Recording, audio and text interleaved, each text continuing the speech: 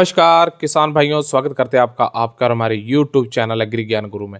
किसान भाइयों, आज की जो वीडियो है, इस वीडियो में हम आपको जानकारी देने वाले हैं कि हमारी जो गेहूं की फसल है, इसमें हमें जिंक कब डालनी चाहिए, जिंक की मात्रा कितनी लेनी चाहिए और जिंक अगर हम डाल रहे हैं तो प्रति एकड़ कितनी सही मात्रा जिंक की है, पूरी जानकारी वीडियो में देंगे।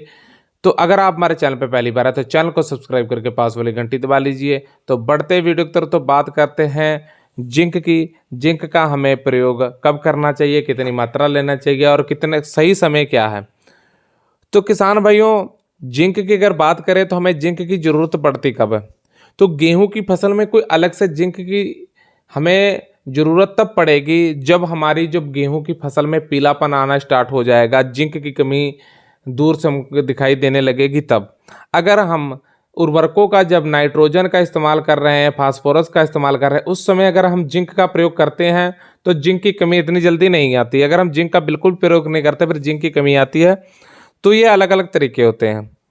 अब बात करते हैं कि गेहूं बुआई अगर आपने की है तो गेहूं बुआई करने के 20 से 25 दिन बाद आपको करना क्या होता है कि उस समय पहली सिंचाई करनी होती है और पहली सिंचाई के साथ में ही आपको उर्वरकों का इस्तेमाल करना होता है, जिसमें नाइट्रोजन होती है यानी यूरिया, फास्फोरस, पोटास और जिंक।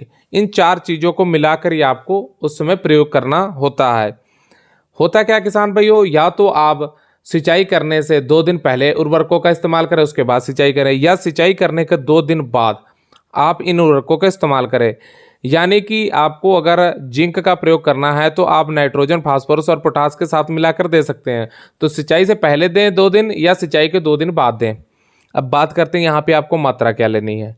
प्रति एकड़ की बात करें तो सही समय यही है कि सिंचाई 20 से 25 दिन बाद होनी चाहिए पहली सिंचाई, और सिंचाई के 2 दिन पहले या 2 दिन बाद आपको उर्वरकों का इस्तेमाल करना है, उसके साथ जिंक का भी प्रयोग करना है। प्रति एकड़ आपको 60 किलोग्राम नाइट्रोजन यानी यूरिया ले लेनी है और 24 किलोग्राम आपको फास्फोरस और 24 किलोग्राम पोटास और 10 किलोग्राम आपको जिंक सल्फेट ले लेनी है। अब जिंक सल्फेट अगर आप यहाँ 33% वाली ले रहे हैं तो आप 5 किलो लीजिए, अगर 21% वाली ले रहे हैं तो 10 किलोग्राम आप ले लीजिए। इन चारों को मिला के आप अपनी गेहूं की फसल में छिड़काव कर दीजिए। उसके बाद आपको बेहद ही अच्छा रिजल्ट देखने को मिलेगा। तो जिंक की कमी भी आपको इतनी दिखाई नहीं देगी। अगर जिंक की कमी दिखाई दे रही तो उसकी अलग से जानकारी दीजिएगा कि उसके लिए आपको केवल जिंक का कैसे प्रयोग करना है। अगर आप इन चीज़ों का इस्तेमाल नहीं कर रहे हैं तो आप जो लिक्विड यूरिया आती है, नाइट्रोजन आती है, उसके साथ आप जिंक को उसके साथ स्प्रे भी कर सकते हैं, या फिर आप यूरिया का घोल बनाकर उसमें जिंक का घोल बनाकर दोनों की स्प्रे भी कर सकते हैं। तो किसान भाई, उम्मीद करते हैं वीडियो अच्छी लगी। वीडियो लाइक कीजिए, शेयर कीजिए, चैनल को सब्सक्राइब करके पास वाली घंटी दबा लीजिए। धन्यवाद।